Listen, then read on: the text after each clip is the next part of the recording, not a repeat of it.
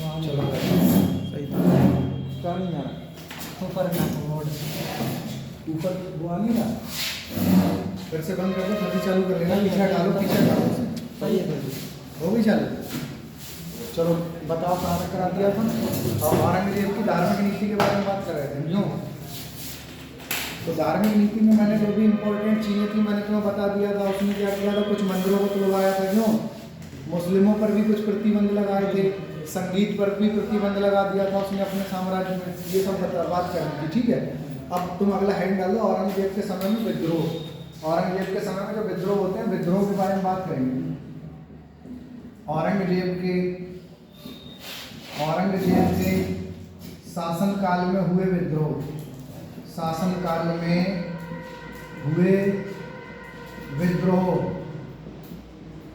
औरंगजेब के शासन काल में हुए विद्रोह। विद्रोह के बारे में बात करेंगे। औरंगजेब के शासन काल में कौन कौन से विद्रोह हुए।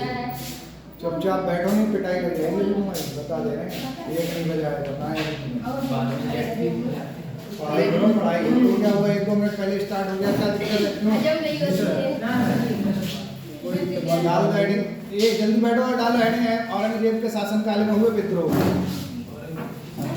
विद्रोह के बारे में बात करेंगे जो औरंगजेब के शासन काल में हुए थे, ठीक है।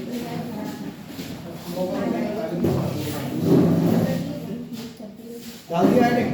तो डालो सबसे पहला नंबर हेडिंग ये डालो, जाटों का विद्रोह। जाटों का विद्रोह। जाटों का विद्रोह हेडिंग डाल दो। डाल दिया, जल्दी डालो जाटों का विद्रोह। हेडिंग डालो जाटों का विद्रोह। डाल दिया। अब देखो हुआ क्या। एक दिल्ली के आसपास एक जगह थी तिलपत नामक। कौन सी जगह थी, तिलपत, ठीक है। तिलपत के एक जमींदार थे। इसके पहले हेडिंग करवाया था उत्तराधिकार के युद्ध। वो सब पढ़ा दिया तुम, पता नहीं कहाँ हो। वो सब पढ़ा दिया तुम, पता नहीं कहाँ पे हो इस समय। तो देखो ध्यान दो, अब इधर ध्यान दोगे। तिलपत के एक जमींदार थे, ठीक है। तिलपत के एक जमींदार थे और जो जाट नेता भी थे जिनका नाम था गोकुला। क्या नाम था, गोकुला नाम था। क्या नाम था, गोकुला।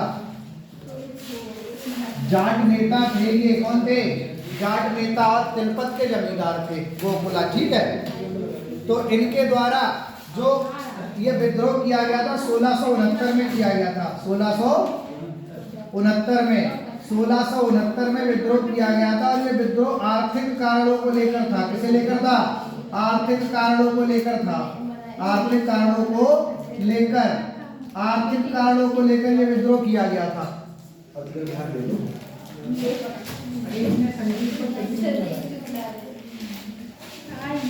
देखो ध्यान दो। तो औरंगजेब के शासनकाल में सबसे पहला जो विद्रोह हुआ वो जाटों का विद्रोह हुआ। तिलपत के एक जमींदार थे जाट नेता जिनका नाम था गोकुला। गोकुला ने 1669 ईस्वी में आर्थिक कारणों को लेकर ये विद्रोह किया था, ठीक है। अब देखो इस विद्रोह में दिल्ली था, हरियाणा था, इन सबके आसपास का जो क्षेत्र था, आसपास के किसानों और जमींदारों ने भाग लिया था। दिल्ली, हरियाणा, उसके सीमावर्ती क्षेत्रों के किसानों और जमींदारों ने इस विद्रोह में भाग लिया था, ठीक है। इस विद्रोह को दबाने के लिए मुगल गवर्नर हसन अली खां को भेजा गया था। किसे भेजा गया था, हसन अली खां को। तो हसन अली खां ने क्या किया, गोकुला के विद्रोह को दबा दिया और गोकुला की मृत्यु हो जाती है, ठीक है। गोकुला की हो गई मृत्यु। हेडिंग डाल दो, जाटों का विद्रोह डैश करके लिखो। ये विद्रोह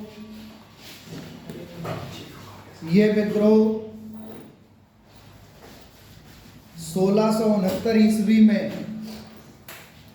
ये विद्रोह 1669 ईस्वी में,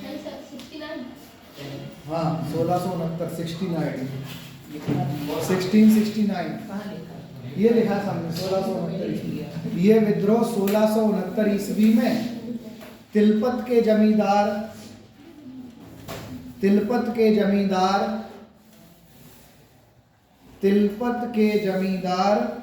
जाट नेता गोकुला के द्वारा तिलपत के जमींदार जाट नेता गोकुला के द्वारा जाट नेता गोकुला के द्वारा आर्थिक कारणों को लेकर किया गया था। आर्थिक कारणों को लेकर किया गया था। आर्थिक कारणों को लेकर किया गया था। आर्थिक कारणों को लेकर किया गया था। इसमें दिल्ली आगरा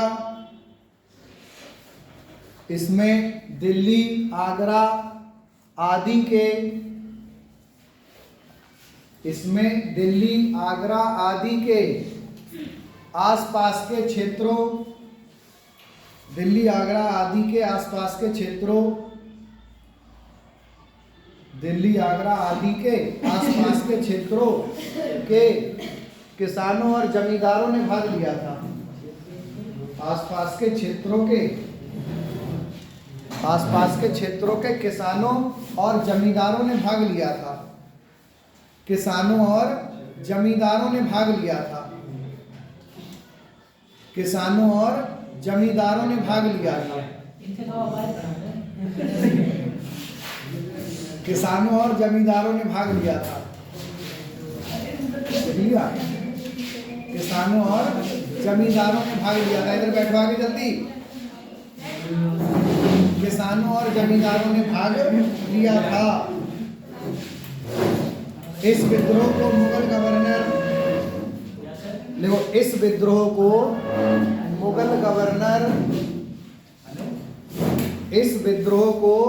मुगल गवर्नर हसन अली खां के द्वारा दबाया गया। मुगल गवर्नर हसन अली खां के द्वारा दबाया गया।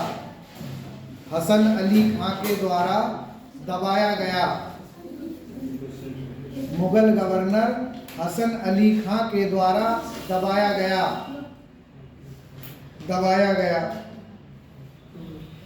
वह गोकुला की मृत्यु हो गई।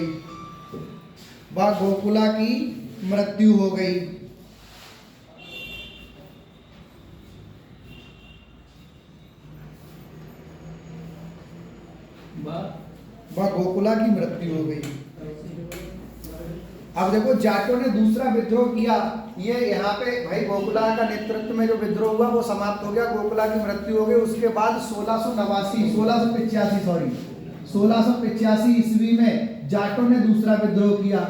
और जाटों का दूसरा विद्रोह जो हुआ था वो राजा राम के नेतृत्व में हुआ था। किसके नेतृत्व में?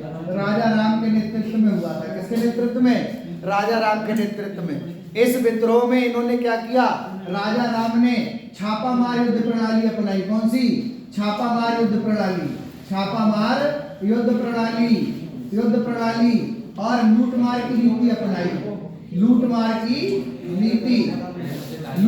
की नीति अपनाई। बात बंद करो, इधर ध्यान दे लो। छापामार युद्ध प्रणाली अपनाई, लूटमार की नीति अपनाई। और इसी के तहत इन्होंने क्या किया? मैंने बताया अकबर का मकबरा था। किसका मकबरा? अकबर का मकबरा कहाँ पर था? आगरा के निकट सिकंदरा में था। कहाँ पर था? आगरा के निकट सिकंदरा में था। तो यहाँ से क्या किया गया? ये राजा राम के द्वारा अकबर की अस्थियों को निकाला गया। किसे निकाला गया? अस्थियों को निकाला गया उसकी कब्र से। ठीक है। और अस्थियों को क्या किया गया? जलाकर और उसकी राख को क्या किया गया? राख को हवा में उड़ा दिया गया। किसमें? हवा में उड़ा दिया गया। ठीक है। तो अब उसके बाद हुआ क्या? राजा राम के नेतृत्व में दूसरा विद्रोह हुआ 1685 में। ठीक है। और इसमें राजा राम ने छापामार युद्ध प्रणाली जानते हो क्या होती है? बताओ। रेड डालते हैं जैसे पुलिस वाले छापा मारते हैं। जैसे रात में सैनिक सो रहे हैं, ठीक है, एकदम आके हमला किया और हथियार लूटे, धन दौलत लूटा और भाग गए, फिर से जाके छिप गए। ये छापामार युद्ध प्रणाली कहलाती है। लूटमार की नीति इसी में अपनाई गई। ठीक है। और इसी के तहत अकबर का जो मकबरा था आगरा के निकट सिकंदरा में, उससे अकबर की अस्थियों को राजा राम ने निकाला और निकाल के उनकी राख को हवा में जला के, मतलब राख को जला के और हवा में उड़ा दिया। ठीक है। चलो देखो, इसके पीछे क्या कोई उद्देश्य था? अरे कोई उद्देश्य नहीं था, वो तो दुश्मनी थी, उन्होंने चलो कोई दिक्कत नहीं, जीवित से बदला नहीं ले पाए तो मृत से ही ले लें क्यों। तो ये राजा कहाँ था, ये तो चूतिया था। ये राजा चलो देखो बात बंद करो, कोई दिक्कत नहीं होता है, ठीक है। चूतिया था। बोले 1685 ईस्वी में जाटों का दूसरा विद्रोह। देखो 1685 ऐसे ही लिखो नई लाइन से, 1685 ईस्वी में जाटों का दूसरा विद्रोह, जाटों का दूसरा विद्रोह राजा राम के नेतृत्व में हुआ। जाटों का दूसरा विद्रोह राजा राम के नेतृत्व में हुआ,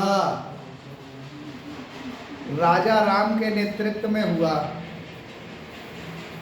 राजा राम के नेतृत्व में हुआ। इस युद्ध में जाटों ने छापामार युद्ध प्रणाली और लूटमार की नीति अपनाई। इस युद्ध में जाटों ने छापामार युद्ध प्रणाली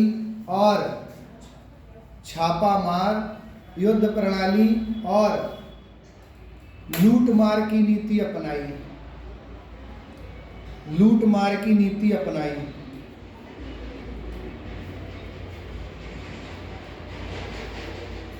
राजा राम ने सिकंदरा स्थित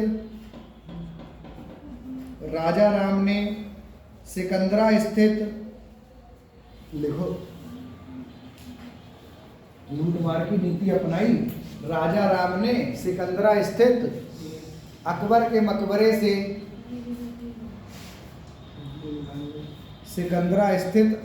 मकबरे से उसकी अस्थियों को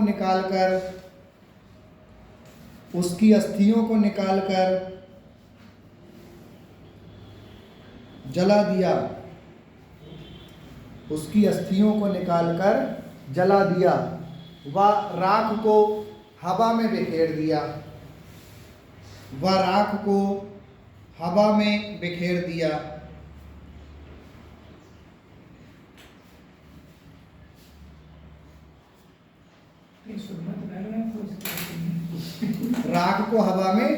दिया। अब देखो हुआ क्या, 1688 ईस्वी में राजा राम की हो गई मृत्यु।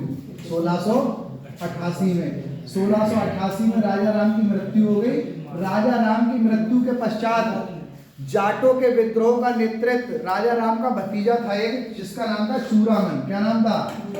चूड़ामन, ठीक है। चूड़ामन ने इसका नेतृत्व किया जाटों के विद्रोह का, ठीक है। तो देखो सबसे पहले किसने किया? गोकुला के बाद राजा राम के बाद चूड़ामन, ठीक है। और चूड़ामन ने ये जाटों का विद्रोह औरंगजेब की मृत्यु तक जारी रखा। समझ गए? औरंगजेब की मृत्यु तक ये विद्रोह जारी रहेगा। और चूड़ामन ने ही मथुरा के पास में एक भरतपुर नामक नगर बसाया है। कौन सा नगर बसाया? भरतपुर नामक नगर की स्थापना की थी, ठीक है। चलो देखो 1688 ईस्वी में, 1688 ईस्वी में देखो 1688 ईस्वी में राजा राम की मृत्यु हो गई। राजा राम की मृत्यु हो गई। राजा राम की मृत्यु हो गई। इनकी मृत्यु के पश्चात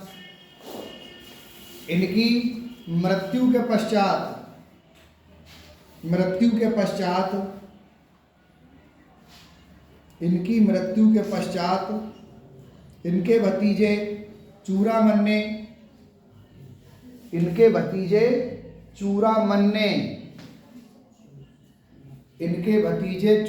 ने जाटों के विद्रोह का नेतृत्व किया। चूड़ामन ने जाटों के विद्रोह का नेतृत्व किया।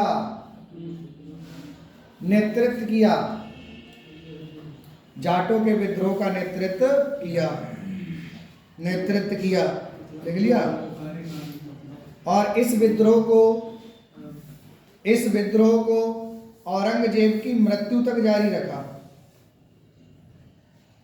इस विद्रोह को औरंगजेब की मृत्यु तक जारी रखा। औरंगजेब की मृत्यु तक जारी रखा।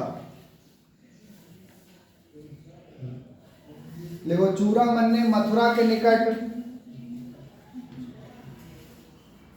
चूड़ामन्य मथुरा के निकट भरतपुर नामक नगर की स्थापना की थी। चूड़ामन्य मथुरा के निकट भरतपुर नामक नगर की स्थापना की थी। भरतपुर नामक नगर की स्थापना की थी।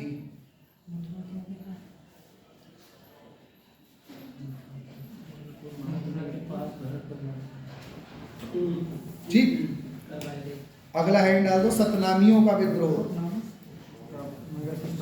अगला हेडिंग डालो सतनामियों का विद्रोह। सतनामियों का विद्रोह।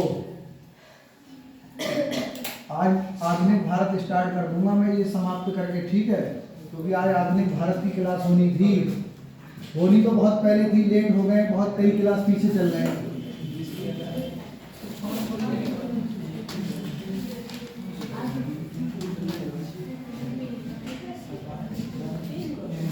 सतनामियों का विद्रोह, हेडिंग डालो जल्दी, बात बंद करो। सतनामियों का विद्रोह।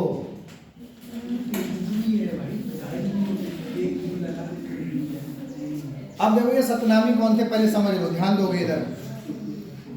देखो जो सतनामी थे ये किसान और जो निम्न जातियां थी, निम्न जातियों के लोगों का समूह था। किसानों और निम्न जातियों के लोगों का समूह था, ठीक है। सतनामी जो थे हरियाणा पड़ता, हरियाणा का एक नारनौल जिला है। कौन सा जिला है? हरियाणा है तो हरियाणा का एक जिला है जिसका नाम है नारनौल, ठीक है। यहाँ के निवासी थे और यहाँ पर सतनामी संगठन की जो स्थापना की थी वो एक व्यक्ति था जिसका नाम था वीरभान। क्या नाम था? वीरभान ने 1657 में की थी। कब की थी? 1657 में। वीरभान ने 1657 ईस्वी में क्या की थी? सतनामी संगठन की स्थापना की थी। किसने की थी? वीरभान ने। वीरभान, ठीक है। इस व्यक्ति ने सतनामियों की स्थापना की, सतनामियों का एक संगठन बनाया था, ठीक है, 1657 में। इन सतनामियों ने ही क्या किया था? औरंगजेब के खिलाफ 1672 में विद्रोह किया था। कब किया था? 1672 में सतनामियों ने औरंगजेब के खिलाफ क्या कर दिया? विद्रोह कर दिया। सतनामियों ने 1672 में। अब देखो हुआ क्या, विद्रोह का कारण क्या था? तो एक मुगल सैनिक था कोई, ठीक है, और एक इन्हीं में से कोई सैनिक था। तो उन दोनों का आपस में विवाद हो गया था, झगड़ा हो गया था, ठीक है। उस झगड़े के कारण ही वो विवाद बढ़ गया। विवाद बढ़ गया तो इन लोगों ने क्या किया? सतनामियों ने औरंगजेब के खिलाफ कर दिया विद्रोह, ठीक है। विद्रोह में मैंने तुम्हें बताया सतनामी कौन थे? तो सतनामी किसान थे। कौन थे? किसान थे और निम्न वर्ण के लोग थे, निम्न जातियों से थे। किससे थे? निम्न जातियों से थे, निम्न जातियों से थे, ठीक है। मैंने तुम्हें बताया औरंगजेब की सेना में लगभग 84,000 हिंदू सैनिक थे। तो मैंने तुम्हें ये भी बताया था कि औरंगजेब ने ये घोषणा कर दी थी यदि किसी पर लगान है, किसी पर कर्ज है या कोई भी इस्लाम धर्म स्वीकार करना चाहता है तो उसे सरकारी नौकरी सेना में भर्ती कर लिया जाएगा, जमीन दे दी जाएगी, मकान दे दिया जाएगा, ऐसे करके पैसा दिया जाएगा। तो ऐसे लालच देके उसने क्या किया? बहुत सारे लोगों को इस्लाम धर्म में कन्वर्ट किया था और उसी में सबसे निम्न जातियों के जो लोग थे उन्हीं ने अधिकतर इस्लाम को स्वीकार किया था और वही लोग अधिकतर सेना में थे, ठीक है। तो अब देखो मुगलों की और ये सतनामियों का सैनिकों में आपस में हो गया विवाद। जो पेपर छूट गया, आपस में विवाद हो गया, ठीक है। जाओ बुला लो, जाओ जाओ, जब तक हमने 2 मिनट के लिए तब तक मैं समझा रहा हूँ। तो अब देखो सतनामियों ने विद्रोह कर दिया और देखो ध्यान दो, सतनामियों ने जब विद्रोह किया था तो इस विद्रोह को दबाने के लिए जो हिंदू राजपूत थे, हिंदू राजपूतों ने औरंगजेब की सहायता की थी। किसकी सहायता की थी? औरंगजेब, क्योंकि राजपूत उच्च वर्ण से थे, वो भी निम्न वर्ण के लोगों से घृणा करते थे, भेदभाव रखते थे। इसीलिए अब तुम समझ लो वो ये भी तो हिंदू ही होंगे, नीची जात से थे, इससे क्या हुआ? लेकिन राजपूतों ने क्या किया? इनका साथ नहीं दिया, औरंगजेब का साथ दिया। इस विद्रोह को दबाने में राजपूतों ने क्या किया? राजपूतों ने औरंगजेब की सहायता की। किसकी सहायता की? औरंगजेब की सहायता की, समझ गए। और ऐसे करके औरंगजेब ने सतनामियों का विद्रोह भी दबा दिया। आप देखो ये जो सतनामी जो थे ये अपने सर को हमेशा मुड़ा के रखते थे, सर बाल नहीं रखते थे ये अपने सर को। हाँ, सर को क्या करते थे, सर को मुड़ा कर रखते थे। कैसे रखते थे, मुड़ा कर रखते थे। इसीलिए इन्हें मुड़िया के नाम से भी जाना जाता है। किस नाम से, मुड़िया। और इसे इस सतनामियों के विद्रोह को मुड़िया विद्रोह के नाम से भी जाना जाता है। मुड़िया विद्रोह के नाम से भी जाना जाता है सतनामियों के विद्रोह को, ठीक है। सतनामियों के विद्रोह को मुड़िया विद्रोह के नाम से भी जाना जाता है। बैठो बेटा, बैठ जाओ, जल्दी बैठ जाओ। हाँ, रजिस्टर ले लो, ये लो, फिर लाइन खींच दो। अर्पित कहाँ गया बताओ। ये लोग फोटो क्लिक कर लेंगे।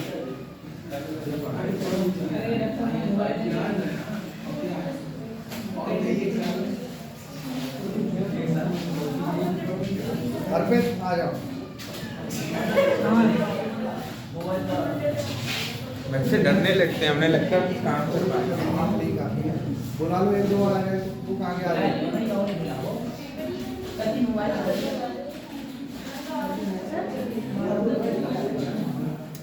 लिखवाएं। तो सतनामियों का विद्रोह समझ आ गया। सतनामियों ने क्यों विद्रोह किया था? सतनामियों ने इसलिए विद्रोह किया था क्योंकि अंग्रेज मुगल सेना, मुगल सैनिकों और सतनामी सैनिकों में आपस में विवाद हो गया था। सतनामी भी क्या थे, औरंगजेब की सेना में सैनिक थे। तो उन दोनों में आपसी विवाद हो गया था। विवाद बढ़ गया। बढ़ने के बाद क्या हुआ, सतनामियों ने एक संगठन बनाया और औरंगजेब के खिलाफ कर दिया विद्रोह। समझ गए। विद्रोह को दबाने में औरंगजेब की सहायता किसने की थी? राजपूतों ने की थी। किसने की थी? राजपूतों की सहायता से औरंगजेब ने क्या किया, सतनामियों के विद्रोह को दबा दिया। सतनामियों के विद्रोह को दबा दिया, ठीक है। अरे ये कहाँ गया, बुला के लाओ जल्दी से। कहना इतने ही काफी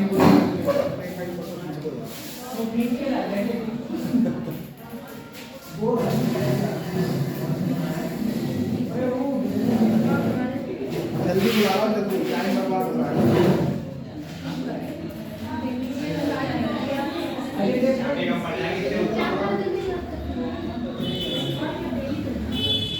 अच्छा, लड़कियां जल्दी मान जाती हैं आपको। अरे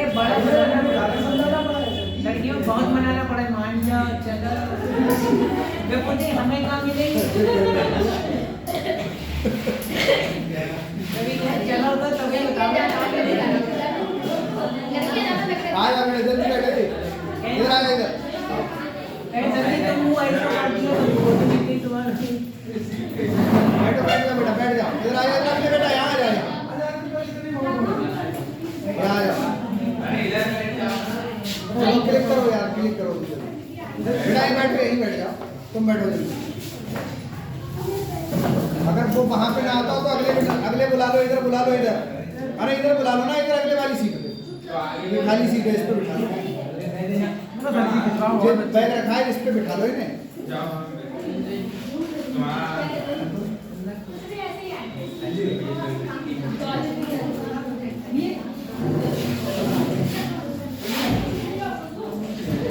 करो, क्लिक करो।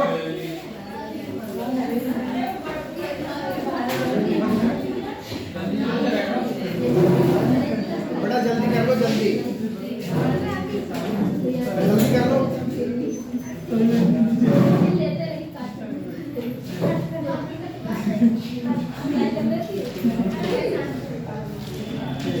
आ गया, ले लो, सामने से मैं ले लूंगा।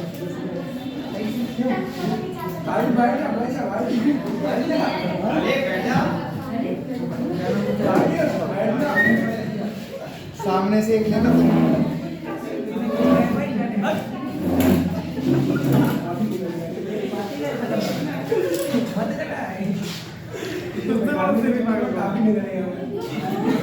चलो, हो गया, साइन करा लो, साइन करके जाना है जल्दी वहाँ गेट पे खड़ा हो जाएंगे, निकल जाएंगे सब।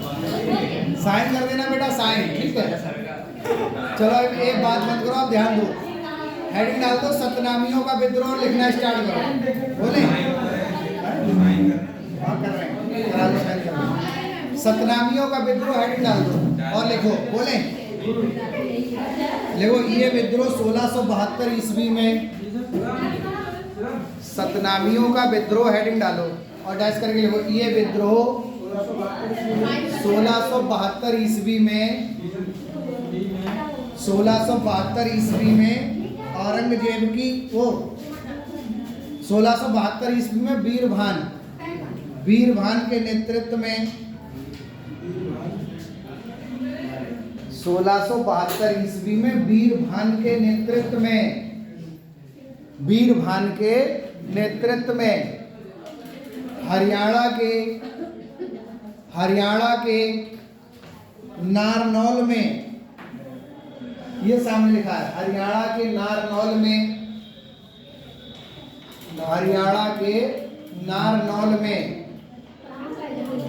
सतनामियों के द्वारा किया गया था,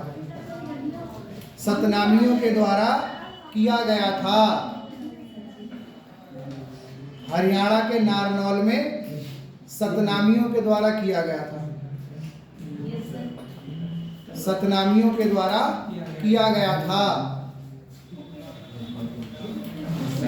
था, कोई दिक्कत नहीं ले जाएगा।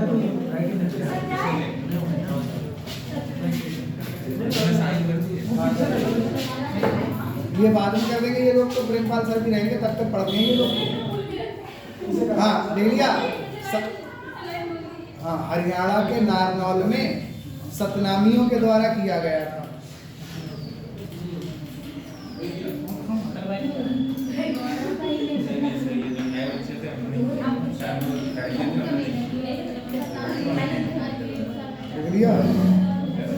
देखो सतनामी संप्रदाय की स्थापना, जल्दी हो, सतनामी संप्रदाय की स्थापना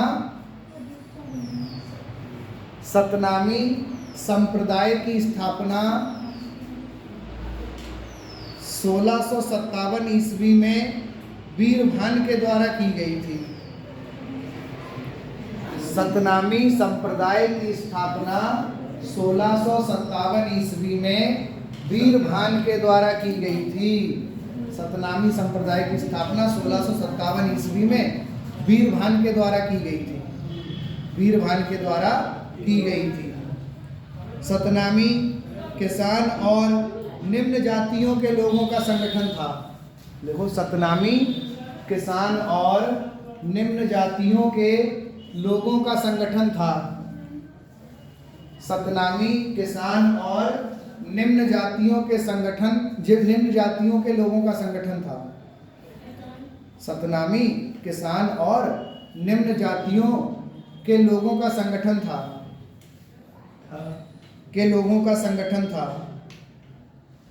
ये अपने बालों को हमेशा मोड़ कर रखते थे। संगठन था। ये अपने बालों को हमेशा मोड़ कर रखते थे। क्यों? अब गंजे रहते थे ये,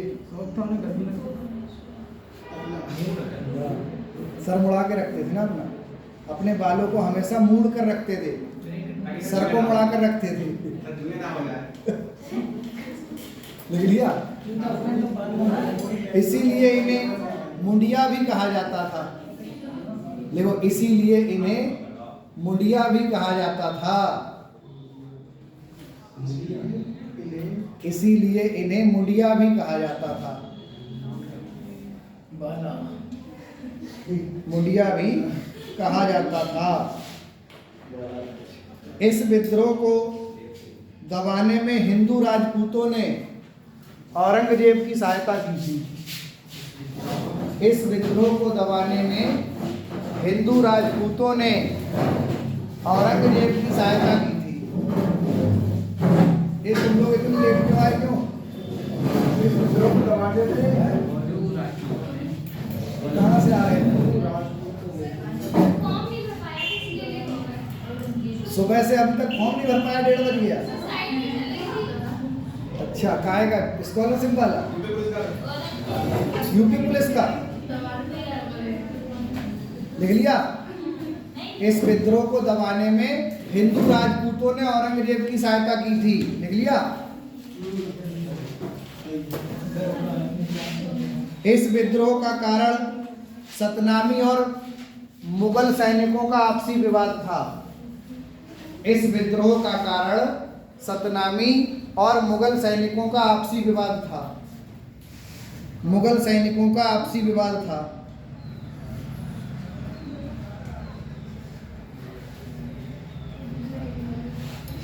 डालो अगला है सिख विद्रोह। सिखों का विद्रोह। सिखों का विद्रोह। बात बंद कर दो, अगला हेड डाल दो। सिखों का विद्रोह डाल दिया। सिखों का विद्रोह देखो हुआ क्या था। 1675 ईस्वी में सिखों ने औरंगजेब के खिलाफ विद्रोह कर दिया। औरंगजेब के खिलाफ सिखों ने एक विद्रोह क्यों किया? तो सिखों ने औरंगजेब की धार्मिक नीति को लेकर विद्रोह किया था। मैंने तुम्हें बताया औरंगजेब किसे क्यों बेटा पापा बुला रहे तुम्हारे साथ।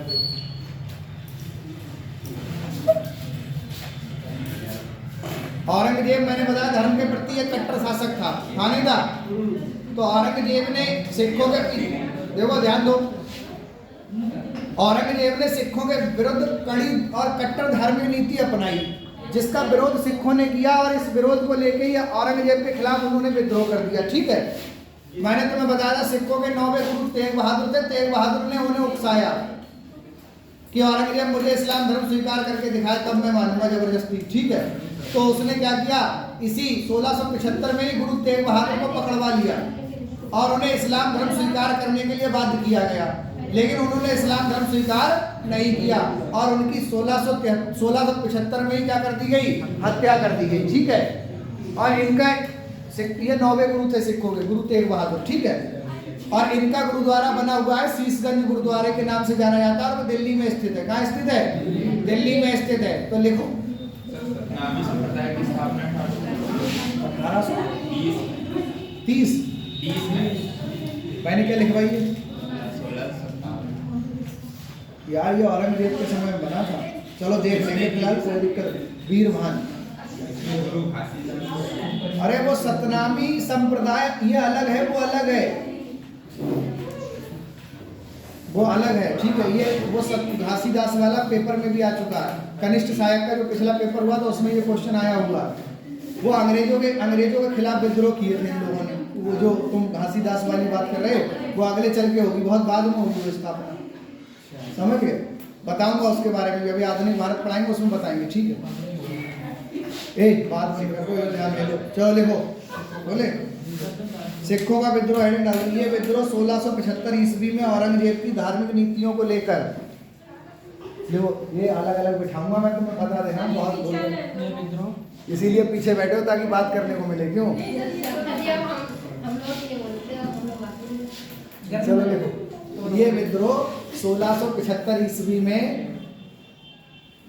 ये विद्रोह 1675 ईस्वी में औरंगजेब की धार्मिक नीतियों को लेकर, औरंगजेब की धार्मिक नीतियों को लेकर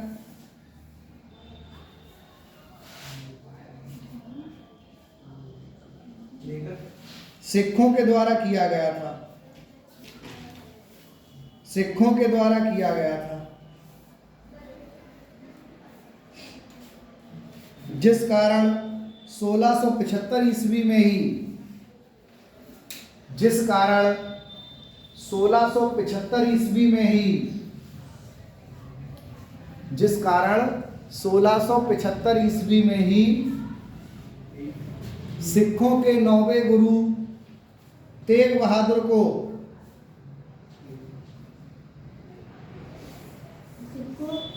सिखों के 9वें गुरु तेग बहादुर को औरंगजेब ने इस्लाम धर्म स्वीकार करने के लिए बाध्य किया। सिखों के 9वें गुरु तेग बहादुर को औरंगजेब ने इस्लाम धर्म स्वीकार करने के लिए बाध्य किया। सिखों के 9वें गुरु तेग बहादुर को औरंगजेब ने इस्लाम धर्म स्वीकार करने के लिए बाध्य किया।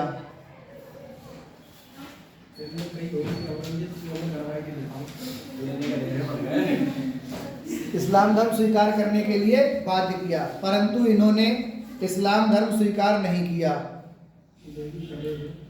परंतु इन्होंने इस्लाम धर्म स्वीकार नहीं किया और औरंगजेब ने 1675 ईस्वी में इनकी हत्या कर दी। अरे जो व्यक्ति अपने सगे भाइयों को मार सकता है तो उसके लिए धर्म क्या है बताओ। लोग कहते हैं कि उसने हिंदुओं पे अत्याचार किया। अरे उसने अपने सगे भाइयों को नहीं छोड़ा, पिता को नहीं छोड़ा, तो हिंदू क्या है उसके लिए बताओ, है नहीं? पहले ये सोचो, जो अपने सगे पिता को जेल में डाल सकता, अपने सगे भाइयों की हत्या कर सकता, उसके लिए धर्म के लोग क्या चीज है? किसी भी धर्म क्यों सबको मारेगा वो? तो इसने अपने पापा को जेल में इसलिए डाला था क्योंकि उन्होंने ताजमहल बनवाई थी। सरकारी खजाने का दुरुपयोग किया था, जनता के पैसे को बर्बाद किया था। सर की जो इसने और उसने हो सकता अपनी कमाई से बनवाया, इतना ईमानदार व्यक्ति था, ठीक है, अपनी कमाई से बनवाया होगा, ऐसा नहीं है, ठीक है। चलो देखो, स्वीकार किया और इसके बाद हाँ, इस्लाम धर्म स्वीकार करने के लिए बाध्य किया, परंतु इन्होंने इस्लाम धर्म स्वीकार नहीं किया और 1675 में औरंगजेब ने इनकी हत्या कर दी। 1675 में औरंगजेब ने इनकी हत्या कर दी। 1675 में औरंगजेब ने इनकी हत्या कर दी। जहां पर हत्या हुई, हाँ बिल्कुल गलत है यार, ये तो गलत ही है ना। जहां पर हत्या की थी वहीं शीशगंज गुरुद्वारा दिल्ली में बना हुआ है। जहां पर हत्या की थी वहीं पर शीशगंज गुरुद्वारा दिल्ली में बना हुआ है। तो शीशगंज गुरुद्वारा पूछे किससे संबंधित है? 9वें गुरु तेग बहादुर से संबंधित है, उन्हीं की स्मृति में बना है शीशगंज। शीशगंज क्योंकि यहीं पे शीश गिरा था ना, सिर गिरा था। शीशगंज, तलवार से सर काटा था और यहीं पे सिर गिरा था, तो इसीलिए उस गुरुद्वारे का नाम रख दिया गया शीशगंज गुरुद्वारा, जो कहाँ बना हुआ है? दिल्ली में बना हुआ है। शीशगंज गुरुद्वारा दिल्ली में बना हुआ है, दिल्ली में बना हुआ है। चलो अगला हेड डालो, मराठों का विद्रोह। मराठों का विद्रोह, मराठों का विद्रोह, मराठों का विद्रोह। अब देखो ये मराठों की विद्रोह कर रहे हैं औरंगजेब के खिलाफ। हालांकि मराठा बहुत लड़ाकू जनजाति थी, लेकिन मराठे क्यों सफल नहीं हुए पता है? क्योंकि औरंगजेब के साथ राजपूत मिले हुए थे। राजपूत औरंगजेब की सहायता करते थे, राजपूत औरंगजेब की ओर से लड़ते थे दूसरे लोगों से। क्योंकि इसमें क्या हुआ देखो, इसमें औरंगजेब का सेनापति था जयसिंह। जयसिंह एक राजपूत राजा था। कौन था? और इस मराठों ने जब विद्रोह किया तो शिवाजी ने, जब इसके शिवाजी मराठा ही तो थे, शिवाजी ने विद्रोह किया तो शिवाजी भी बहुत शक्तिशाली थे, शिवाजी के पास भी बहुत सेना थी। सबसे ज्यादा अगर औरंगजेब को किसी ने परेशान किया था तो शिवाजी ने परेशान किया था, और शिवाजी को भी जयसिंह ने पराजित किया। अब तुम समझ लो, जयसिंह राजपूत था, औरंगजेब की ओर से लड़ रहा है वो शिवाजी से, और शिवाजी को पराजित कर दिया जयसिंह ने। बाद में 1665 में शिवाजी और जयसिंह के बीच पुरंदर की संधि हुई। कौन सी संधि हुई? और जिसमें शिवाजी को 23 किले मुगलों को देने पड़े, तब जाके शिवाजी को छोड़ा गया। 23 किले, 23 किले। अब तुम समझ लो कि किला कितना बड़ा होता है। यानी कि शिवाजी कितने शक्तिशाली थे, कितने किले थे उनके पास? लगभग 60-65 किले थे। उनमें से 23 किले मुगलों को देने पड़े, तब शिवाजी की जान बची। लिखो, बोले हेडिंग डाल दो, मराठों का विद्रोह। बोले देखो, मराठों और मुगलों के मध्य लंबे समय से संघर्ष चला आ रहा था। मराठों और मुगलों के मध्य, मराठों और मुगलों के मध्य लंबे समय से संघर्ष चला आ रहा था। लंबे समय से संघर्ष चला आ रहा था। इसके दमन के लिए, इसके दमन के लिए 1665 ईस्वी में, इसके दमन के लिए 1665 ईस्वी में औरंगजेब ने अपने सेनापति, औरंगजेब ने अपने सेनापति जयसिंह को भेजा। अपने सेनापति जयसिंह को भेजा। जयसिंह को भेजा, अपने सेनापति जयसिंह को भेजा। जयसिंह ने शिवाजी को पराजित कर दिया। जयसिंह ने शिवाजी को पराजित कर दिया। शिवाजी को पराजित कर दिया और दोनों के मध्य 1665 ईस्वी में पुरंदर की संधि हुई। ये तो देख के लिख लेना। दोनों के मध्य 1665 ईस्वी में पुरंदर की संधि हुई। पुरंदर की संधि हुई। ये संधि बहुत बार पेपर में आ चुकी है। 1665 में दोनों के मध्य पुरंदर की संधि हुई। इस संधि के तहत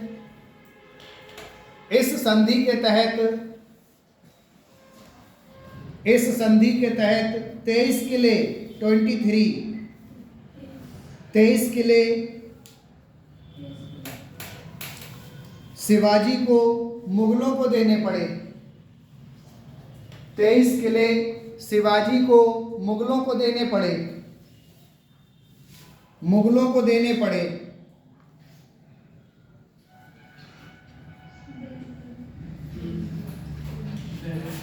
ठीक। 1680 में शिवाजी की मृत्यु हो गई। देखो 1680 में शिवाजी की मृत्यु हो गई। शिवाजी के बाद मराठों के विद्रोह का नेतृत्व किसने किया? संभाजी ने किया। किसने किया? संभाजी ने। 1609 में औरंगजेब ने संभाजी को फांसी दे दी। क्या बताया अभी? तो 1680 में शिवाजी की क्या हुआ? 1680 में किसकी मृत्यु हो गई?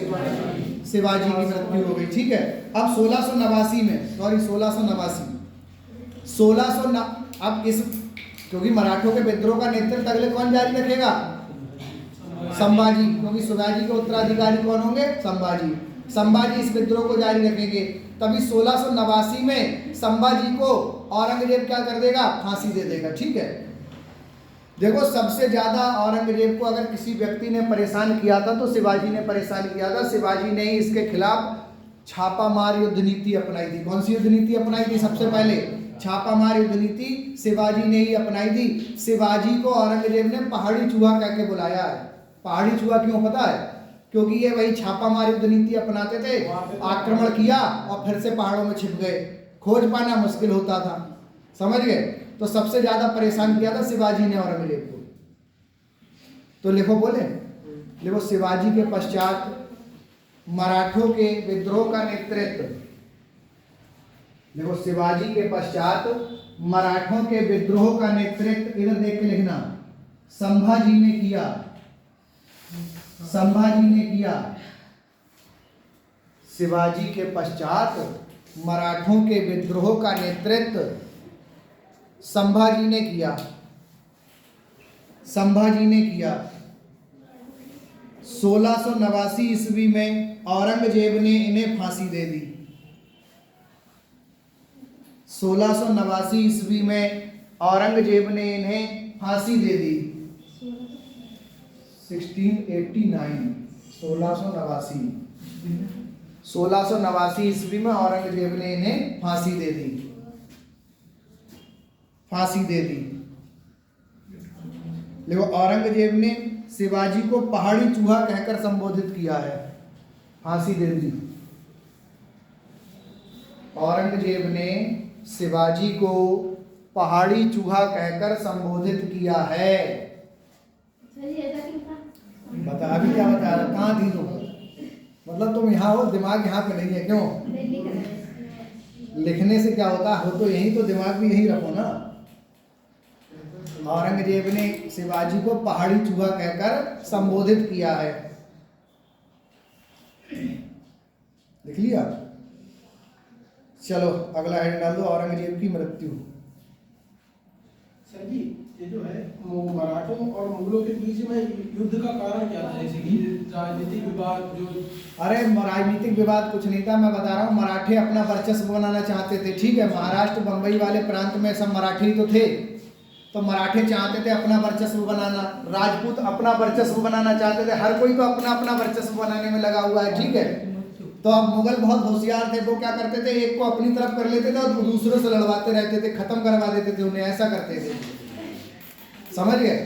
वो नहीं चाहते थे औरंगजेब की अधीनता स्वीकार करना, यही कारण था। औरंगजेब तुम्हें पता है बहुत ही सनकी व्यक्ति था, जिद्दी व्यक्ति था नहीं था।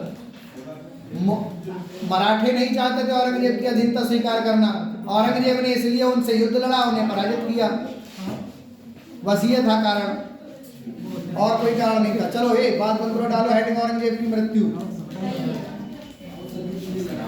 अब देखो 1707 में औरंगजेब की मृत्यु मराठों का दमन करते हुए ही हुई थी, समझ गए। मराठे बहुत शक्तिशाली थे, मैंने तुम्हें बताया, वो तो राजपूत इधर मिल गए थे इसलिए मराठे पराजित हो गए, नहीं तो मराठों को औरंगजेब भी नहीं पराजित कर पाता है नहीं।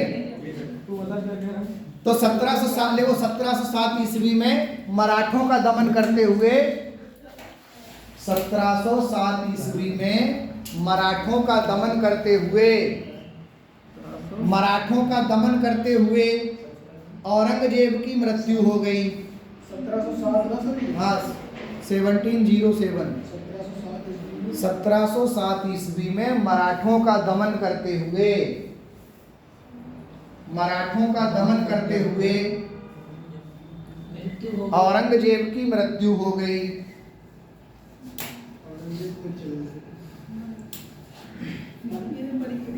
इसका मकबरा दौलताबाद के निकट,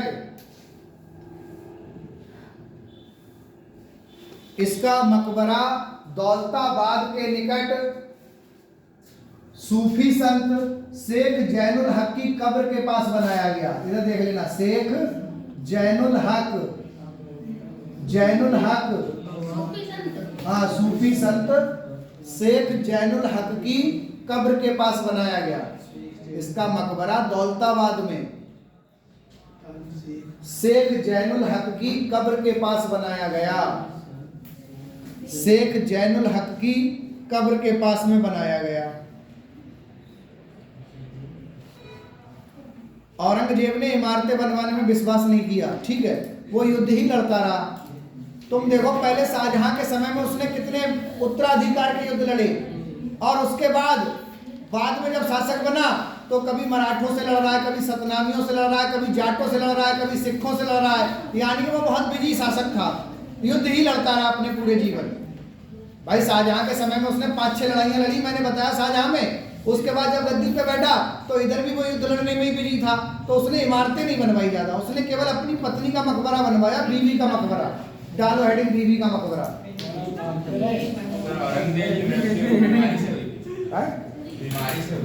अरे यार मराठों 1707 में हाँ घायल हो गया था, ठीक है, इसी वजह से मृत्यु हो गई। पत्नी का बीवी का, बीवी का मकबरा नाम ही है उसका। देखो कौन सी बीमारी हुई थी बताओ, बीवी का मकबरा, अरे ये नाम है उसका, ठीक है। बस आगे बीवी हेडिंग डालो, बीवी का मकबरा डाल दिया सर। अब समझोगे, देखो पहले ध्यान देना, अधूरी नहीं, तुम पता नहीं तुम्हारा ध्यान कहाँ रहता है, या पूरी बात बता रहा हूँ। आज अभी स्टार्ट करूंगा आधुनिक भारत, 5 दिन के अंदर अंदर आधुनिक भारत खत्म करना है ना, हाँ 5 दिन के अंदर अंदर आधुनिक भारत खत्म कर दूंगा, 5 दिन के अंदर अंदर।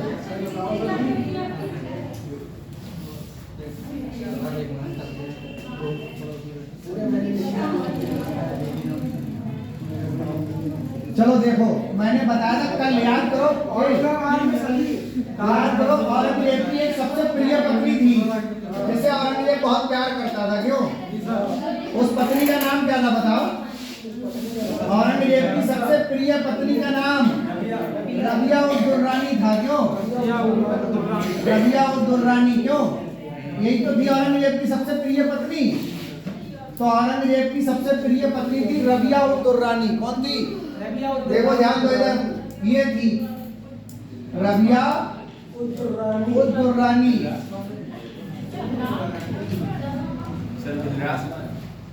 अरे दिलरास बानो बेगम तो फारस की राजकुमारी थी, उससे भी औरंगजेब ने विवाह किया था। इसी का नाम अच्छा इसी का नाम था। दिलरास बानो बेगम। अच्छा चलो ध्यान दो। तो देखो ये सबसे प्रिय पत्नी थी औरंगजेब की।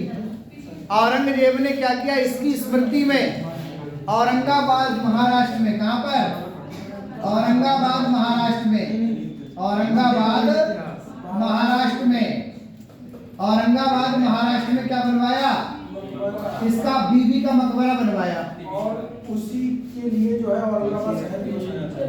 हाँ अब ध्यान दो, ये जो बीबी का मकबरा है इसे ही दक्षिण का ताजमहल कहा जाता है। क्या कहा जाता है, दक्षिण का ताजमहल, दक्षिण का ताजमहल, ताजमहल, फूहड़ ताजमहल कहा जाता है इसे। क्या कहा जाता है, फूहड़ ताजमहल, फूहड़ ताजमहल।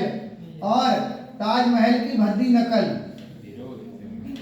ताजमहल की भद्दी नकल, भद्दी नकल क्यों कहा जाता है पता है, क्योंकि भाई औरंगजेब ने सरकारी पैसा नहीं लगाया था ना इसमें, लेकिन बनवा उसी की तरह बनाने की कोशिश की थी। ठीक है, तो इसे क्या कहा गया, इसे इन 3 नामों से जाना जाता है, दक्षिण का ताजमहल, फूहड़ ताजमहल, ताजमहल की भद्दी नकल। पूछा जाएगा बीबी का मकबरा किसका है, तो वो औरंगजेब की पत्नी का है। किसका है, कहाँ स्थित है, औरंगाबाद महाराष्ट्र में। कहाँ स्थित है, किसने बनवाया, औरंगजेब ने। इसके और नाम क्या क्या है, तो ये नाम है, दक्षिण के ताजमहल किसे कहा जाता है, बीबी के मकबरे को। फूहड़ ताजमहल किसे कहा जाता है, बीबी के मकबरे को। ताजमहल की भद्दी नकल किसे कहा जाता है, बीबी के मकबरे को। चलो लिखो, बोले देखो, इसका निर्माण 1679 ईस्वी में,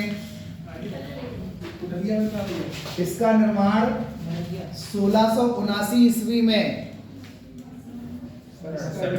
1668, अरे 1679 है यार, क्या मैं देख लूंगा एक बार। इसका निर्माण 1679 ईस्वी में, 1679 ईस्वी में औरंगजेब ने अपनी सबसे प्रिय पत्नी, अपनी सबसे प्रिय पत्नी दिलरास बानो बेगम, आ जाओ बहुत लेट आ रही हो, पी का गिलास खत्म होने वाली है। अपनी पत्नी दिलरास, इधर अगले बैठो आगे इधर, अपनी पत्नी दिलरास बानो बेगम, ब्रैकेट में ये वाला नाम लिख दो जल्दी, ब्रैकेट में ये वाला नाम लिखो ये जल्दी, रबिया और दुर्रानी की स्मृति में, अपनी पत्नी दिलरास बानो बेगम, ब्रैकेट में ये नाम लिखो, रबिया और दुर्रानी की स्मृति में, रबिया उद दुर्रानी की स्मृति में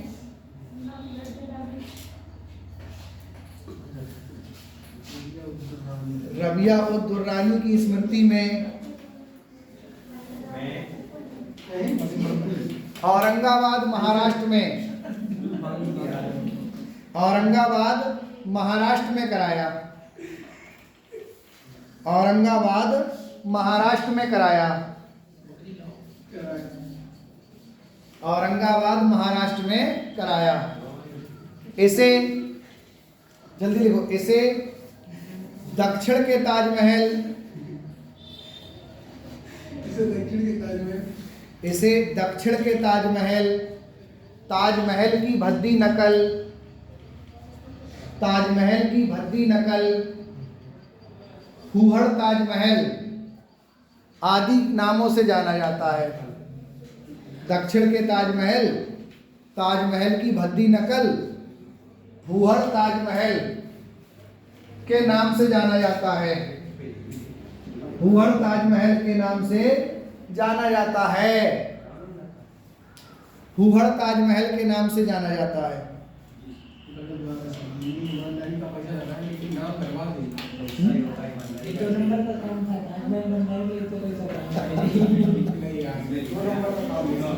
लिख लिया। अब देखो बात बंद करो, देखो समझो, ध्यान दो, इधर बात बंद कर दो। देखो इधर उत्तरवर्ती मुगल काल जब आएगा, ये तो पूर्ववर्ती पढ़ रहे थे हम, उत्तरवर्ती मुगल काल आते ही क्या होगा, मुगल साम्राज्य का पतन होना स्टार्ट हो जाएगा, क्योंकि उत्तरवर्ती मुगल काल में जो शासक आएंगे वो निर्बल और कमजोर शासक होंगे, अय्याश प्रवृत्ति के शासक होंगे। समझ गए? इतने शक्तिशाली शासक नहीं आएंगे अगले। इसीलिए क्या होगा, उत्तरवर्ती मुगल काल में मुगल साम्राज्य का पतन होना स्टार्ट हो जाएगा। समझ गए? और अंतिम मुगल बादशाह कौन होगा? बहादुर शाह जफर सेकेंड होगा। बहादुर शाह जफर सेकेंड होगा। मैंने तुम्हें बताया था 1857 की क्रांति में बहादुर शाह जफर को क्या कर लिया जाएगा, गिरफ्तार करके रंगून जेल भेज दिया जाएगा। और 1858 के भारत शासन अधिनियम से क्या किया जाएगा, भारत में मुगल बादशाह का पद समाप्त कर दिया जाएगा। समझ रहे हो? बाकी इनके बारे में हम आधुनिक भारत में जब अंग्रेज आएंगे, क्योंकि मुगलों के समय में ही अंग्रेज आ गए थे, तो उन कुछ शासकों की बात हम आधुनिक भारत में कर लेंगे। ठीक है, चलो लिखो, आने की लाइन से लिखो, ऐसे बोले। देखो, औरंगजेब की मृत्यु के पश्चात, जल्दी हो, औरंगजेब की मृत्यु के पश्चात उत्तरवर्ती मुगल काल का प्रारंभ हुआ। औरंगजेब की मृत्यु के पश्चात उत्तरवर्ती मुगल काल का प्रारंभ हुआ।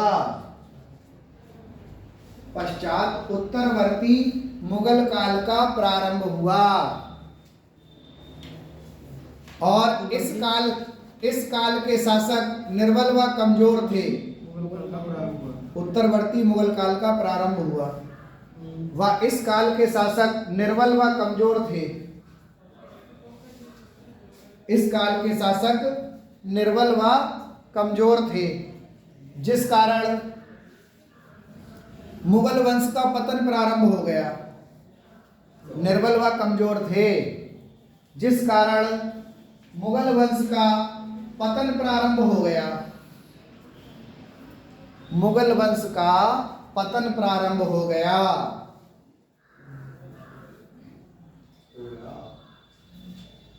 अंतिम मुगल बादशाह बहादुर शाह जफर सेकेंड थे। अंतिम मुगल बादशाह, इधर देख के लिख लेना, बहादुर शाह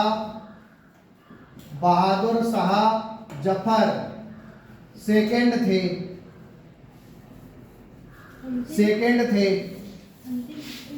अंतिम मुगल बादशाह बहादुर शाह जफर सेकेंड थे। इन्हें 1857 की क्रांति का दोषी ठहराया गया। इन्हें 1857 की क्रांति का दोषी ठहराया गया। 1857 की क्रांति का दोषी ठहराया गया तथा अंग्रेजों ने 1857 की क्रांति का दोषी ठहराया गया तथा अंग्रेजों ने इन्हें रंगून जेल भेज दिया। तथा अंग्रेजों ने इन्हें रंगून जेल भेज दिया। रंगून जेल भेज दिया। रंगून जेल भेज दिया। और 1858 ईस्वी के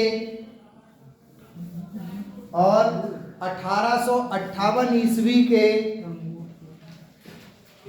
और 1858 ईस्वी के भारत शासन अधिनियम के तहत 1858 ईस्वी के भारत शासन अधिनियम के तहत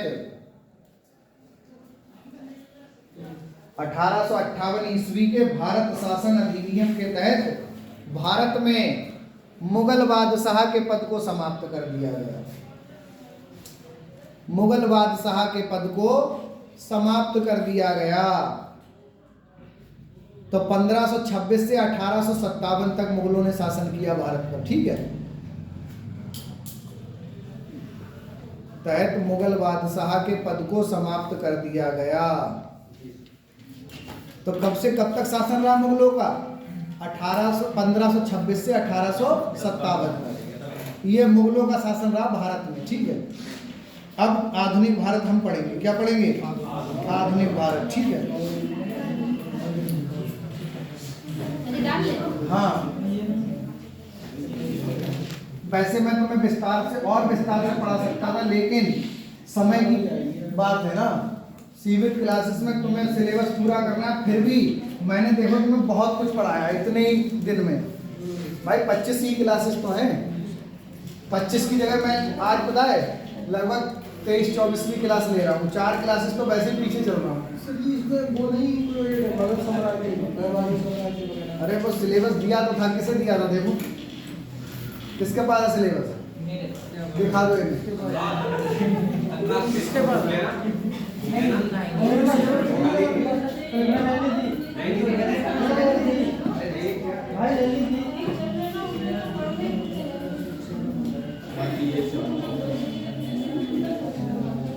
अब देखो आधुनिक भारत में अब पहला जो चैप्टर होगा, हाँ बोलो बोलो बोलो, आ जाएंगे क्लास छूटने तो तभी आएंगे।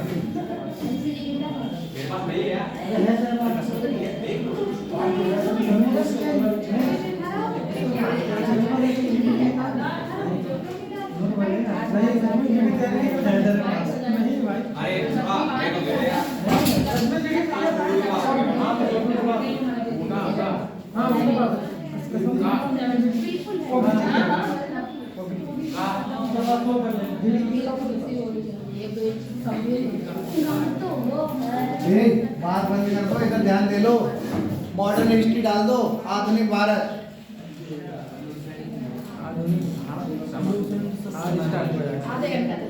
आधे घंटा चलेगा।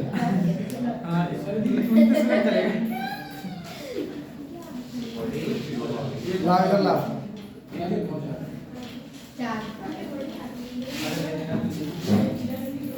जितना पेज बता मॉडर्न हिस्ट्री के बारे में पढ़ेगा।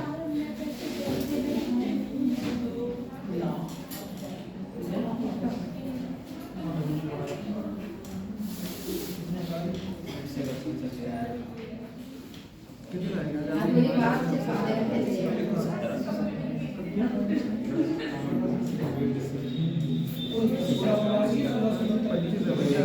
क्या लिखवाया? 1689 गलत है क्या? हाँ, क्या दिखा रहा है बाहर? वहाँ पर ये दिखा रहे थे कि आपको मैं 1500 क्या? 1600 अरे वो क्या किसकी हत्या की बात कर रहा हूँ ना मैं? हम मकबरा दिखा रहा सर कि बेटी का होता है। किसका? बीबी का मकबरा। मैंने कितना लिखवाया है? 1679। 1689 होगा ना, सही कर लो, हो सकता है गलती से निकल गया हो। इसमें क्या, इसमें तो यार वो नहीं दिखा रहा है। क्या चीज? 1668 दिखा रहा है। अरे 1668 कर लो, सही कर लो। बीबी का मकबरा 1679 की जगह 1668 कर लो, सही है। 1668 कर लो, सही है, कोई दिक्कत नहीं, कर लो, सही कर लो। अरे डेटों में कंफ्यूजन हो जाता है यार, बहुत अलग अलग किताबों में अलग अलग डेटें दे रखी हैं। कब कोई नींव रखी गई उसकी बता देता है, कोई निर्माण कार्य पूरा हुआ उसकी बता देता है। हालांकि वो भी डेट सही है, ऐसा नहीं वो नींव कुछ ना कुछ तो हुआ होगा, ठीक है।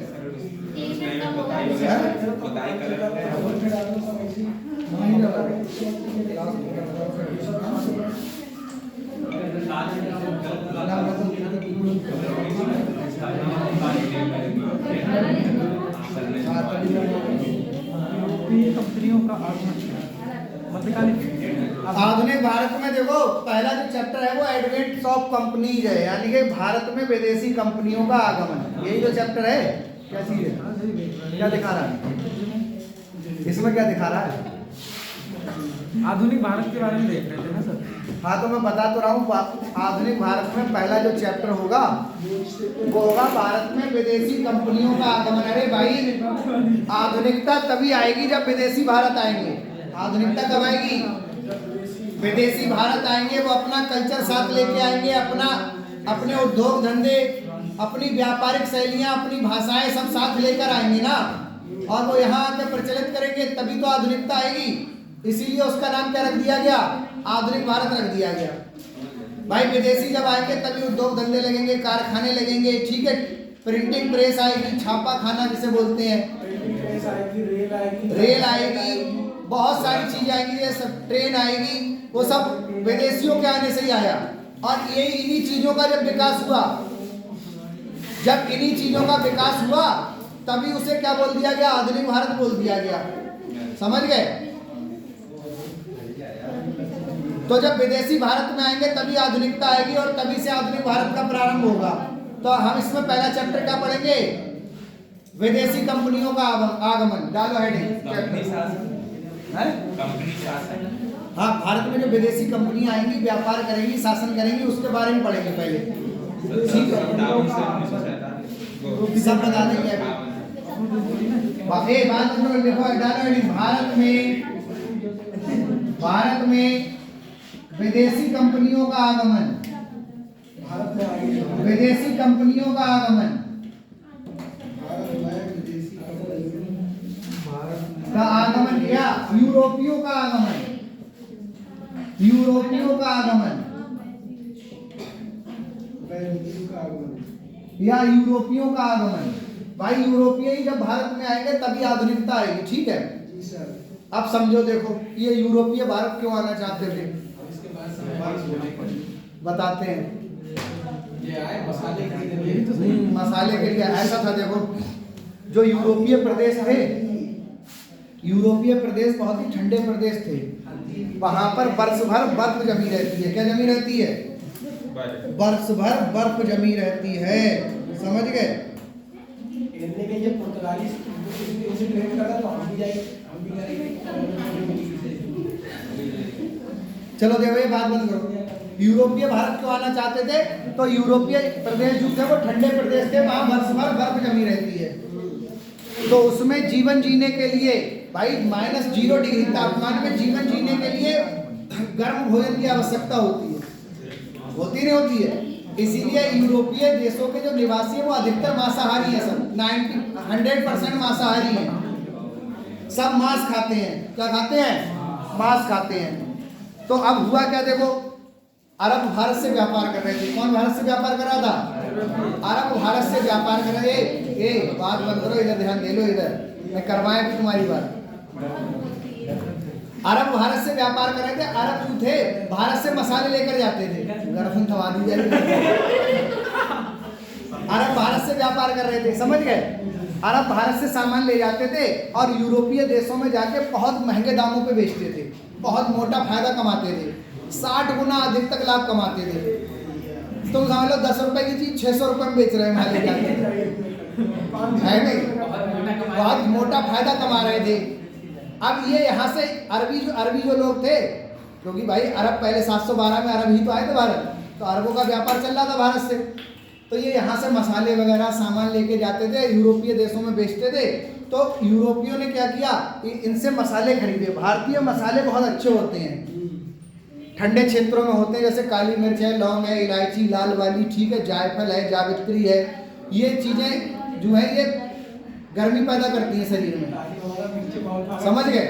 तो अब हुआ क्या, देखो जब ये मसाले यूरोप में गए और यूरोपियों ने पहले ये बिना मसालों के मांस खा रहे थे ऐसे ही भून के, अब उसमें उन्होंने मसाले डाले, वो और स्वादिष्ट लगा, बॉडी में गर्मी पैदा हुई। तो अब हुआ क्या भाई, अरबी जो थे लगातार पैसे बढ़ाते जा रहे थे। अरे हर प्रकार का मांस खा जाते हैं अंग्रेज, ठीक है, कोई भी हो, चाहे A to Z, कोई भी 4 पैर वाले जीवित जानवर को, 2 पैर वाले जीवित जानवर को खा जाते हैं। कुछ भी हो, ठीक है, कीड़ा मकोड़ा कुछ भी हो, सब खा जाते हैं। इंसान को भी खा जाते थे पहले, अब नहीं खाते, लेकिन पहले खा जाते थे। अरे बता तो रहा हूँ, 4 पैर वाला, 2 पैर वाला, 3 पैर वाला, कितने पैर वाला जीवित जानवर होगा, खा जाएंगे उसे। तो आप देखो हुआ क्या, बात बंद करो। एक तो तुम लोग पता है 1 घंटे ही सही से पढ़ते हो, उसके बाद क्या हुआ, आधा घंटा। हाँ अभी तो प्लीज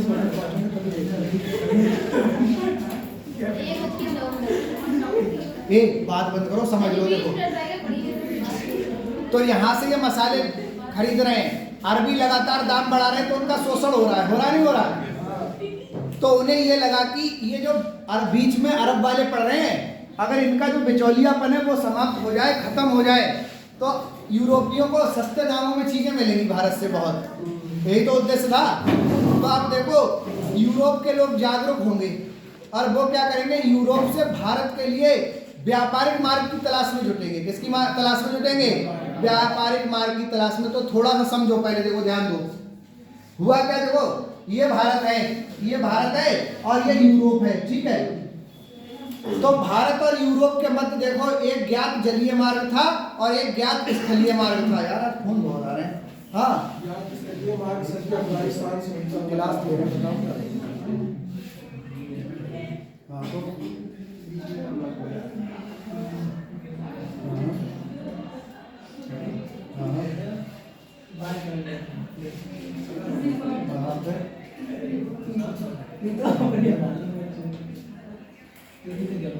यार अभी कॉल कर रहा हूँ मैं तुम्हें, अभी क्लास छूटने वाली है।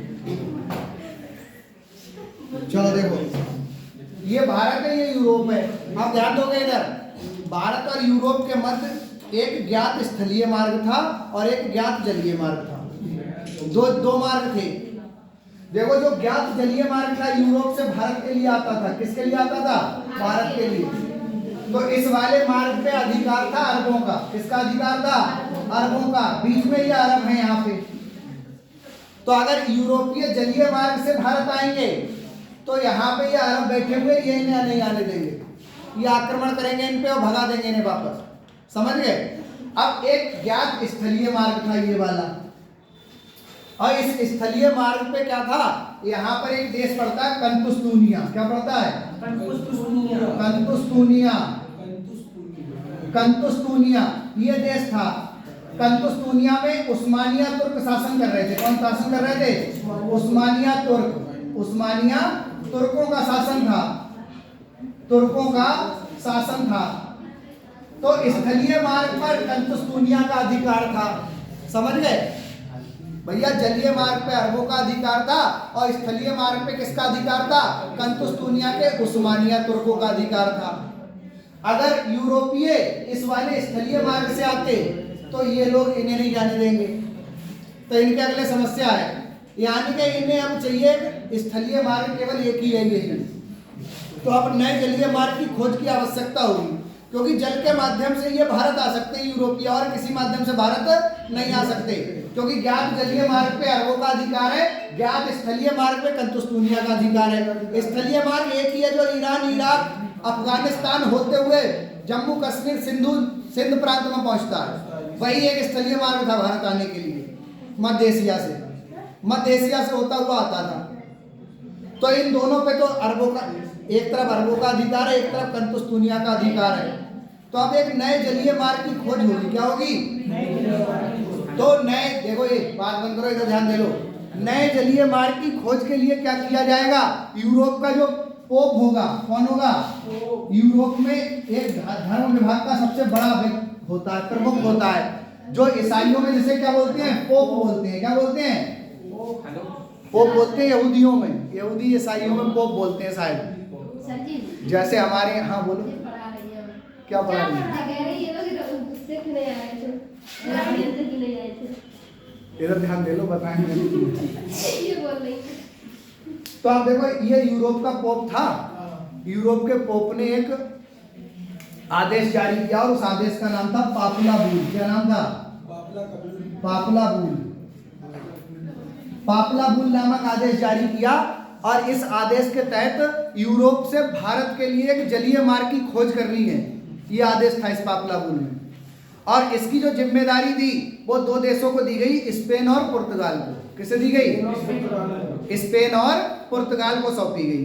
पापुला बुल सर मिशन का नाम था। पापुला बुल ये आदेश था नए भारत और यूरोप के बीच नए जलीय मार्ग की खोज के लिए। एक पत्र लिखा उसने। समझ गए? और क्योंकि ये पोप है, ये धर्म का प्रमुख है, तो इसकी बात लोग ज्यादा मानेंगे। समझ गए? तो इसने ये आदेश जारी किया और इसने सबसे पहले ये जिम्मेदारी दी स्पेन और पुर्तगाल को। किसे दी? स्पेन और पुर्तगाल को। पहले इतना लिखो जल्दी, बोले। ये वाला चैप्टर है भारत में विदेशी कंपनियों का आगमन। जल्दी लिखो बिना देर किए हुए। देखो, भारत और यूरोप के मध्य एक ज्ञात जलीय मार्ग था। भारत और यूरोप के मध्य एक ज्ञात जलीय मार्ग था। एक ज्ञात जलीय मार्ग था जिस पर अरबों का अधिकार था। जिस पर अरबों का अधिकार था। अरब भारत से मसाले ले जाकर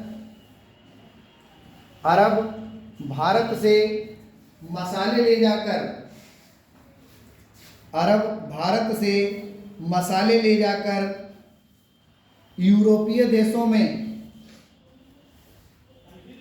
यूरोपीय देशों में बहुत अधिक कीमत पर बेचते थे।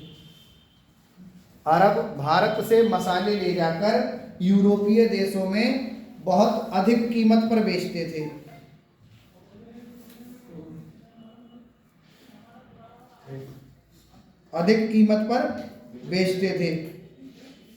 जिससे अरबों को 60 गुना अधिक लाभ प्राप्त होता था और यूरोपियों का शोषण हो रहा था। जिससे अरबों को 60 गुना अधिक लाभ प्राप्त होता था। 60 गुना अधिक लाभ प्राप्त होता था और यूरोपियों का शोषण हो रहा था। यूरोपियों का शोषण हो रहा था।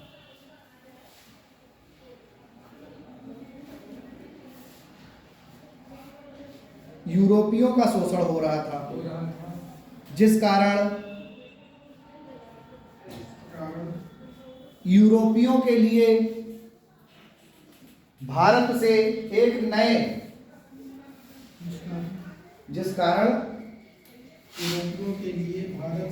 यूरोपियों के लिए भारत से एक नए व्यापारिक मार्ग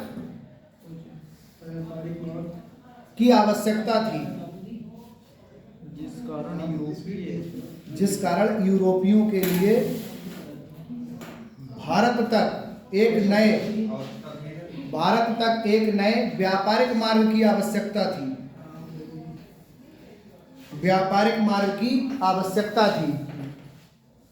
भारत और यूरोप के मध्य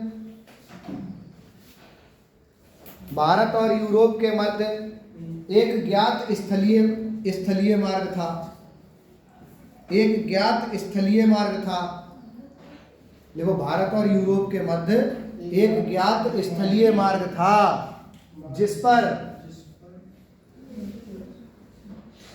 और यूरोप के मध्य एक ज्ञात स्थलीय मार्ग था, जिस पर कंतुस्तूनिया के उस्मानिया तुर्कों का अधिकार था। सामने लिखा है, देखो, कंतुस्तूनिया के उस्मानिया तुर्कों का अधिकार था। कंतुस्तूनिया के उस्मानिया तुर्कों का अधिकार था।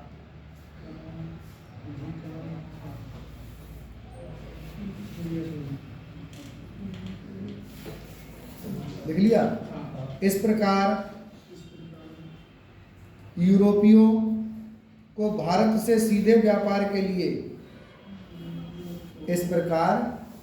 यूरोपियों को भारत से सीधे व्यापार के लिए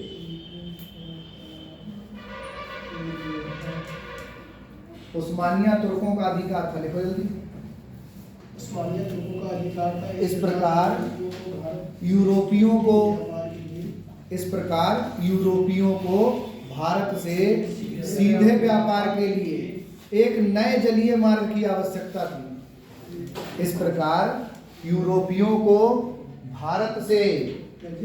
यूरोपियों को भारत से सीधे व्यापार के लिए एक नए जलीय मार्ग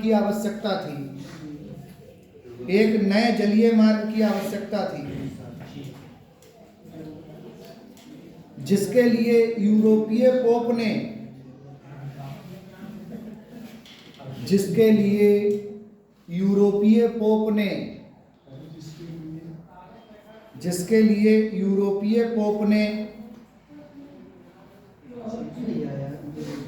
जिसके लिए यूरोपीय पोप ने पापला बुल नामक, ये लिखा यूरोपीय पोप ने। अरे, पोप एक धर्म विभाग का होता है, नहीं होता? यूरोपीय पोप ने पापला बुल नामक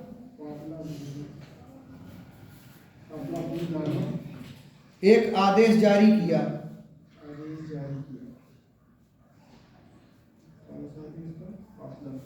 आदेश जारी किया तथा नए जलीय मार्ग की खोज की जिम्मेदारी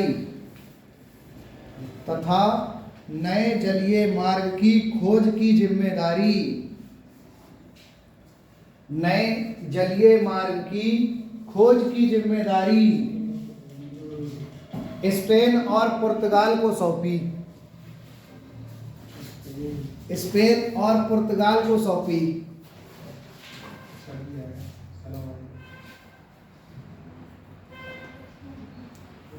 ठीक है, अब देखो ध्यान दो फिर से एक बार, इधर समझो। मैंने तुम्हें बताया यूरोप को मसालों की आवश्यकता थी। अब मसालों के लिए उसे एक नए जलीय मार्ग की खोज करनी थी।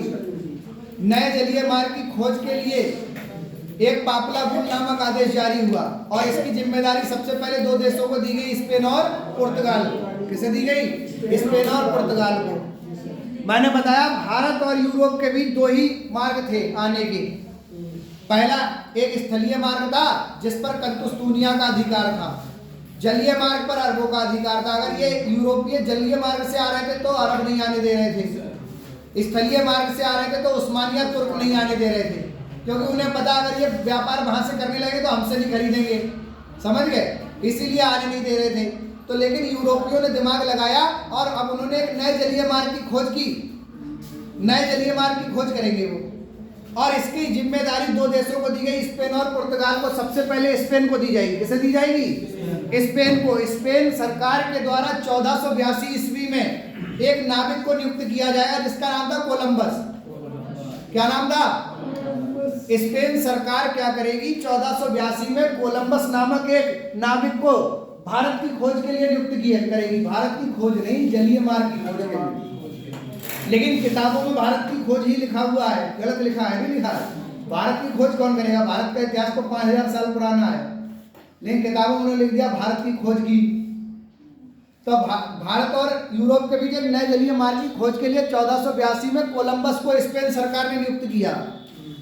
कोलंबस जैसे ही निकला तो कोलंबस जो था रास्ते में आंधी तूफान आ गया।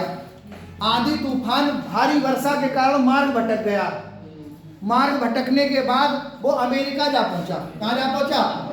और कोलंबस ने अमेरिका की खोज कर दी, समझ गए। तो ऐसे करके देखो, आया तो भारत की खोज करने था लेकिन पहुंच गया कहाँ? अमेरिका, क्योंकि पानी वाले जहाज से आ रहा है। अब रास्ते में भाई कई मौसम बीत जाते हैं, आंधी तूफान, तेज बारिश,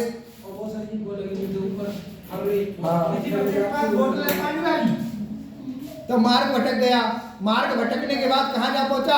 अमेरिका। तो ऐसे करके कोलंबस ने अमेरिका की खोज की। किसने अमेरिका की खोज की? अब कोलंबस जब वापस लौटा अमेरिका से तो रास्ते में ही इसने क्या की? वेस्ट इंडीज जो द्वीप है, वेस्ट इंडीज द्वीप की भी खोज की थी। और वेस्ट इंडीज को इंडीज नाम दिया किसने? कोलंबस ने। इंडीज का शाब्दिक अर्थ होता है पश्चिम का भारत। क्या शाब्दिक अर्थ होता है? पश्चिम का भारत। तो ऐसे करके अमेरिका की खोज हो गई। चलो लिखो, इसके आगे बोल रहा हूँ नई लाइन से बोले। अरे नहीं लिखो जल्दी, पहले लिखो बोले। इस क्या लिखा था? स्पेन और पुर्तगाल को सौंपी गई। सर्वप्रथम स्पेन ने 1482 ईस्वी में, देखो सर्वप्रथम स्पेन ने 1482 ईस्वी में 1482 ईस्वी में भारत की खोज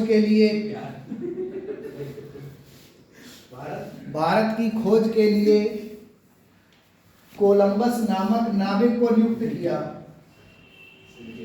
भारत की खोज के लिए कोलंबस नामक नाविक को नियुक्त किया।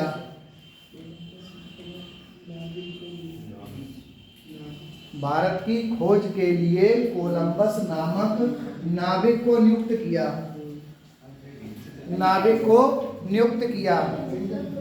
डेट लिखवा दी 1482 में, देखना। हाँ 1482 में कोलंबस नामक नाविक को नियुक्त किया। चलो लिखो। मार्ग भटकने के कारण कोलंबस अमेरिका जा पहुंचा और इसने अमेरिका की खोज कर दी। मार्ग भटकने के कारण कोलंबस अमेरिका जा पहुंचा और इसने अमेरिका की खोज कर दी।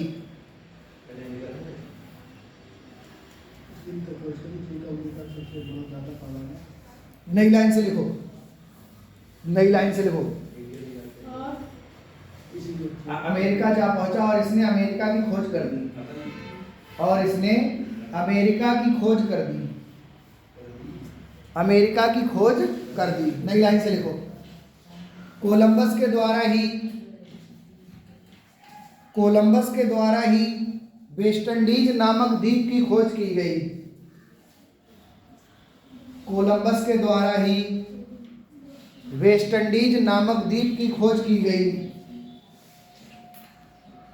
वेस्ट इंडीज नामक द्वीप की खोज की गई। वेस्ट इंडीज नामक द्वीप की खोज की गई और इसे सर्वप्रथम इंडीज नाम दिया गया। ये कोलंबस ने दिया था इंडीज नाम, सर्वप्रथम इंडीज नाम दिया गया। इधर देख के लिख लेना, सर्वप्रथम इंडीज नाम दिया गया।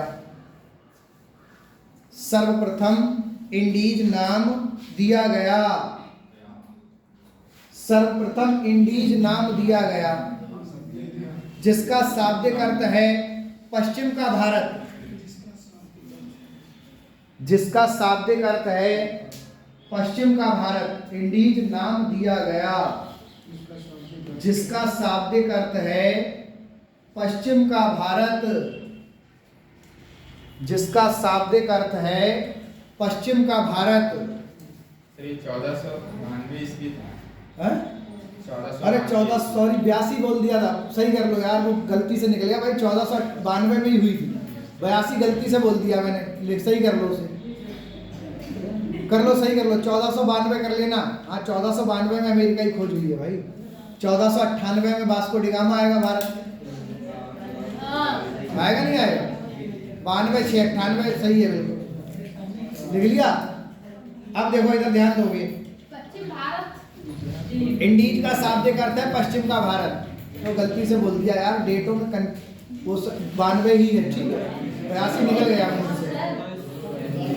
क्या 3 मिनट रह गए, 3 मिनट नहीं दे पा रही है, समझ गए? इधर ध्यान दे लो। देखो अब अगले देखो क्या होगा। तो स्पेन सरकार तो हो गई असफल। क्यों? स्पेन सरकार एक नए जलीय मार्ग की खोज में असफल हो गई भारत से, समझ गए? तो अब किसका नंबर आएगा? पुर्तगाल का। किसका नंबर आएगा? पुर्तगाल का। तो देखो पुर्तगाल सरकार क्या करेगी, ध्यान दो। पुर्तगाल सरकार सबसे पहले एक व्यक्ति को नियुक्त करेगी जिसका नाम था बार्थोलोमी डियाज। क्या नाम था? बार्थोलोमी डियाज का को नियुक्त करेगी पुर्तगाल सरकार। और ये जो बार्थोलोमी डियाज होगा ये भारत की खोज के लिए निकलेगा। उस समय वहां का राजा था Henry the navigator. Henry the navigator के प्रतिनिधि के रूप में बार्थोलोमी डियाज निकलेगा भारत की खोज के लिए। लेकिन ये भी आंधी तूफान के कारण क्या होगा, मार्ग भटक जाएगा। और मार्ग भटकने के बाद ये दक्षिण जो अफ्रीका महाद्वीप है, अफ्रीका महाद्वीप के सबसे दक्षिणतम बिंदु पर पहुंचेगा जिसे वो नाम देगा केप ऑफ गुड होप, आशा अंतरीप द्वीप। पुलिस के पेपर में आया हुआ क्वेश्चन है ये। आशा अंतरीप द्वीप की खोज किसने की थी? तो बार्थोलोमी डियाज ने की। किसने की? बार्थोलोमी डियाज कहाँ का था? पुर्तगाल का।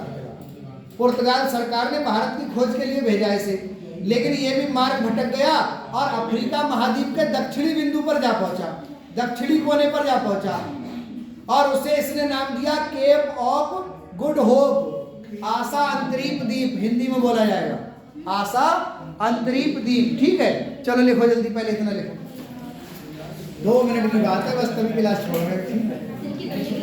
27 लिखो, थोड़ा और समझा दो, कल एक बात नहीं। 2 मिनट की बात है, जल्दी लिख लो जल्दी। बोलो। 30 सेकंड बचे। 30 सेकंड। 30 सेकंड में लिख जाएगा, जल्दी लिखो। अब तो भारत की खोज के लिए पुर्तगाल सरकार ने भारत की खोज के लिए देखो, भारत की खोज के लिए पुर्तगाल सरकार ने पुर्तगाल सरकार ने बार्थोलोमी डियाज, इधर देख के लिख लो, हो गया टाइम। लोमी डियाज नामक बार्थोलोमी डियाज नामक नाविक को नियुक्त किया जो वहां के शासक हेनरी द नेविगेटर का प्रतिनिधि था। हेनरी द नेविगेटर का प्रतिनिधि था, जो वहां के शासक हेनरी द नेविगेटर का प्रतिनिधि था। हेनरी द नेविगेटर का प्रतिनिधि था। हेनरी द नेविगेटर का प्रतिनिधि था।